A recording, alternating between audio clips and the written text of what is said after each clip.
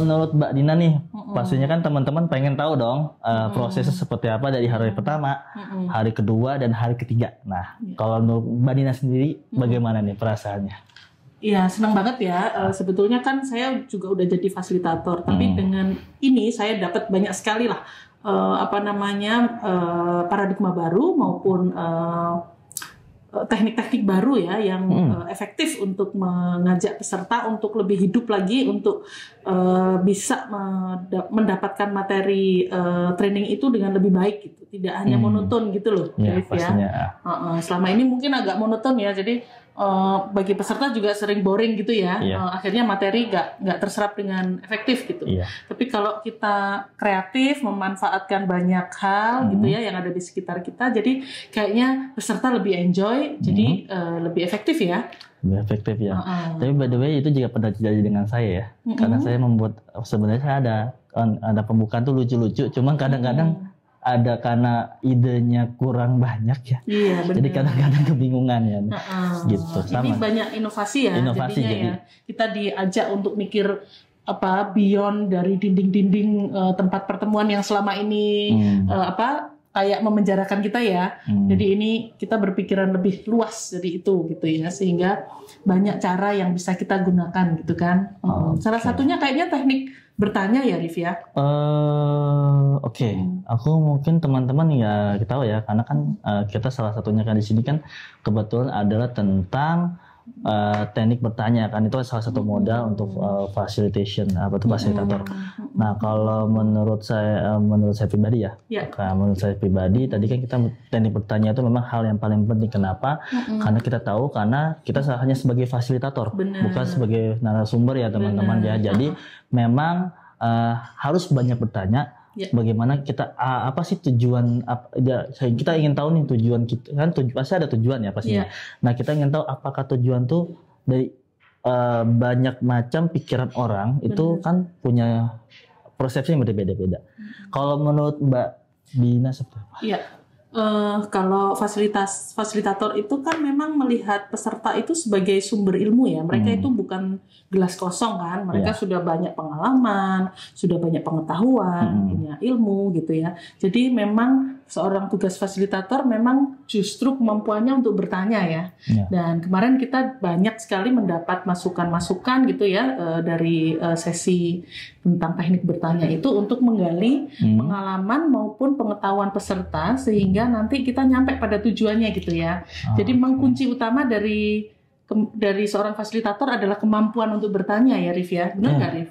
Pastinya. Ya, emang kemampuan bertanya itu emang hal yang paling utama sih untuk teman-teman. Bisa cerita nggak, Rif, kemarin? Aku agak lupa tuh, Rif. Apa tuh?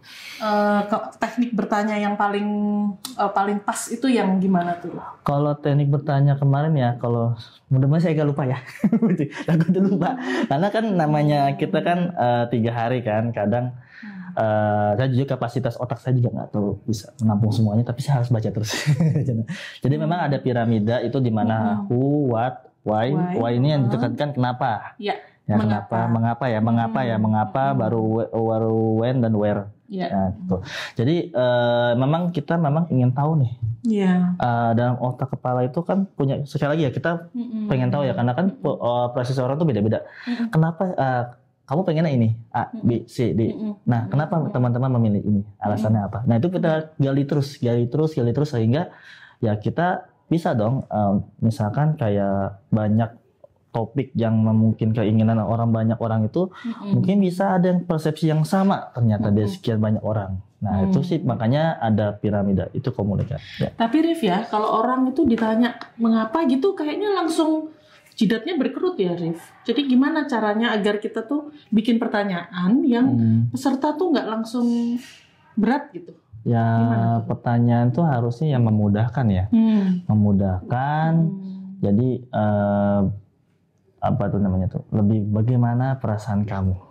Terus bagaimana atau kenapa kamu ingin seperti itu? Kalau mengapa ya memang langsung orang terpikir ada satu kejadian tuh mengapa kamu ingin ini padahal seperti ini. Kan orang akan tertarik untuk menjawab mengapa, tapi kenapa dan bagaimana. Nah, itu kan jadi malah jadi apa ya, panjang. Harusnya jawabnya nggak singkat, tiba-tiba jawabnya bisa melebar, bahkan itu bisa menjiwai. Atau bahkan malah bikin stuck ya. Jadi peserta bingung, aku mau jawab apa nih gitu ya. Kalau misalnya di bidang saya ya Rif ya, saya bisa bayangin sih orang ditanya misalnya, kenapa sih kok ada peristiwa kekerasan terhadap perempuan? Nah loh, itu kan kayak diuji ya, kayak kita maju skripsi, ditanya oleh 3 dosen gitu, kita jadi bingung jawabnya ya, udah keringetan gitu ya. Tapi mungkin ada peristiwa apa sih di tempatmu? Gitu. Ya, atau apakah yang kamu rasakan? Jadi kita memancingnya tuh apa sih yang kamu rasakan? Kalau saya kan contohnya di waktu training itu, apa yang kalian rasakan kalian jika menemukan calon donatur yang memang itu punya kritis yang cukup tinggi. Apa respon teman-teman? Nah, dijabarin tuh mereka. Akhirnya, oh ini yang teman-teman sudah teman-teman alami ya. Nah, bagaimana cara mengatasi tersebut menurut teman-teman? Jadi saya kembalikan lagi. Karena kan sebenarnya kita mungkin ingin tahu nih mereka punya how-nya ya. How-nya bagaimana? Mereka kan pasti punya cara dong. Yeah. Nah, mungkin ya itu kita memancing itu sih. Mbak Dina, seperti itu. Tapi yang menarik kita belajar tentang gestur ya tadi. Iya, benar. Gestur tuh. Ternyata susah gampang ya. Gestur tuh kalau menurut aku nih ya, seorang fasilitator tuh gestur tuh penting gitu. Itu juga salah satu kayak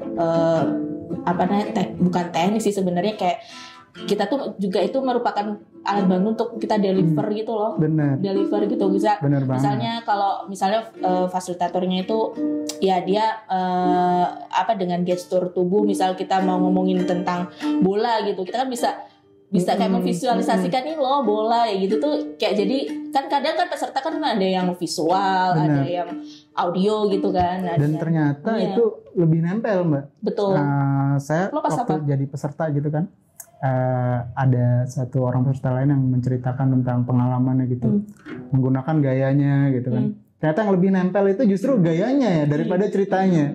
Jadi waktu dia memperagakan, dia cerita naik sepeda gitu. Nah itu yang lebih nempel tuh. Mungkin ceritanya saya lupa.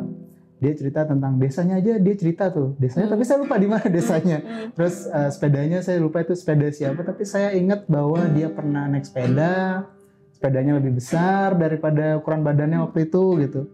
Terus keliling-keliling. Nah ternyata gestur tuh membantu banget ya kan, buat memahami sebenarnya apa sih yang mau disampaikan, apa sih yang mau dititipkan gitu, pesannya tuh apa sih dari rangkaian rangkaian satu hal yang ingin disampaikan ke audiens gitu.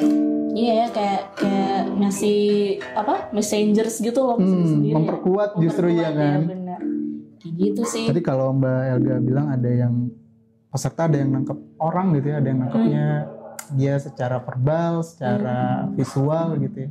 Ternyata macam-macam kan. Macam-macam. Nah itu kita juga sebagai fasilitator harus tahu ya untuk ini gitu, untuk tahu pesertanya seperti apa. Benar. Kita bisa membantu mereka untuk lebih beyond, untuk lebih dapat gambarannya kayak gitu gimana gitu ya. Lebih keluar gitu, lebih all out gitu. Dan kalau nggak salah juga pas kemarin tuh udah nyampein kan bahwa otak manusia itu ternyata isinya gambar. Iya, gambar-gambar semua. Iya. Kalau dibilang gajah, yang ada di kepala ya gajah kan, bukan tulisan GAJAH. Dan itu ternyata iya benar juga ya. Kenapa nggak menggunakan gestur sebagai salah satu alat bantu? Karena balik lagi kan, tugasnya seorang fasilitator adalah membuat alat bantu agar orang lebih memahami apa yang mau disampaikan gitu. Oleh fasilitator. Iya. Mas Ari, kita mau ngomongin apa?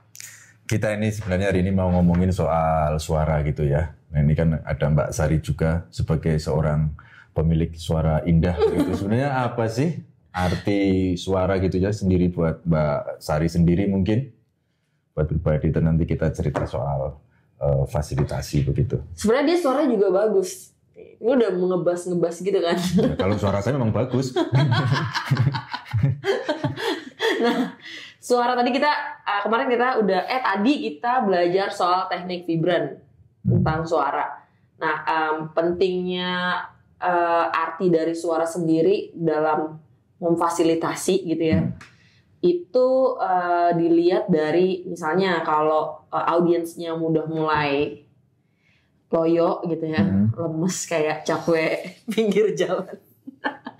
Itu fasilitatornya harus menggelegar gitu ya. Tapi kalau misalkan udah chaos nih, audiensnya udah luar biasa gitu ya, maka harus agak lebih diturunin lagi gitu frekuensi suaranya. Kalau aku sih gitu ya tadi yang aku dapat. Oh, Mas Ardi gimana? Ya kalau buat saya sebenarnya penting yang suara ya, karena pertama dia untuk materi sendiri begitu, dia akan sangat berpengaruh tentang kejelasan materi yang diterima oleh para peserta begitu. Tapi ketika kita menyampaikan materi ataupun kita saat berkomunikasi dengan audiens begitu, lebih dari itu sebenarnya bagi saya suara itu juga di awal dia membangun penerimaan begitu. Penerimaan dari para audiens begitu itu penting sekali. Saya pikir kita tidak spesifik begitu ya ada warna suara atau karakter suara seperti apa, tapi cukup dia baik dan jelas begitu, bagi saya itu sudah sangat mencukupi begitu. Begitu saya arti. Tadi latihan sampai 4 jari bisa masuk nggak? Oh bisa. Ya kalau Mbak Sari kelihatan lebih terlatih ya. Saya lebih terlatih memang latihan suara. Iya, karena saya biasa makan pakai 5 jari ya. Gitu. Oke, Mas Ardi, ini karena ininya suara, Mas Ardi bisa dong. Kalau misalkan Mas Ardi jadi pembawa berita gitu, karena suara Mas Ardi kan agak ngebas dan. Enggak sih sebenarnya, suara saya juga cempreng-cempreng juga sih, saya bermacam-macam. Kalau harian yang sering-sering itu cempreng begitu. Kalau di rumah itu umum juga biasa-biasa saja begitu. Hanya pada saat-saat tertentu ketika memang tiba-tiba keluar sendiri suara ngebasnya gitu. Saat kalem biasanya kalau di rumah itu kalau sudah kalem sudah agak ngebas gitu. Sama istri ya? Istri itu sudah mendengarkan gitu. Berarti penting ini begitu ya. Kalau masih bercanda-canda ya biasa-biasa saja suaranya begitu. Nggak tahu juga yang asli yang mana, tapi udahlah. Sering dikatain juga suaranya kayak apa ya? 70-an begitu, iya, macam-macam. Sering dikatain begitu sih. Tapi yang penting terdengar lah ya. Ya bagi saya yang paling jelas adalah terdengar. Suara itu harus gitu. terdengar. Kalau saya pribadi memang saya lebih menikmati suara yang tebal begitu ya ketika mendengarkan orang dibanding suara yang cempreng, walaupun ya bagi saya yang penting jelas lebih bisa ternikmati. Tapi ada suara yang nggak terdengar. Apa? Suara rakyat. Iya. Ini ada sensornya. Kang Baso. Oke, apa lagi deh? Ya itu saja sih kalau suara ya. Juga kadang ya itulah membangun penerimaan, membangun kesan juga buat orang begitu ya. Buat saya kadang bermanfaat banget gitu suara ketika saya mengisi acara, jadi moderator atau jadi MC atau jadi fasilitator di desa, isinya ibu PKK macam-macam, mikrofonnya soundnya jelek begitu sehingga kita terpaksa menaruh mikrofon. Tubuh saya kecil, orangnya kecil, hitam begitu. Kalau suara saya biasa saja, nggak bisa. Saya mendiamkan mereka dengan suara, yaitu yang pertama tadi membangun penerimaan tadi. Orang jadi lebih punya atensi yang lebih kepada saya itu sih. Dan intonasi. Jangan sampai datar banget kan? Iya, intonasi. Ya, saya sih memang penikmat ya. Saya penikmat Ocean gitu ya, David Attenborough kayak gitu-gitu ya, yang gitu-gitu, in the world that I said gitu-gitu, narasi-narasi begitu saya menikmati sekali ketika malam, dan itu penting sekali buat saya bahwa ternyata lautan itu bisa diceritakan dengan begitu indah, salah satunya oleh karakter suara dia, bagaimana kemudian suara Morgan Freeman gitu-gitu ya, itu penting banget buat saya memang. Jadi keren banget ya teknik vibran, pelatihan vibran 31 ini. Ya, keren ya.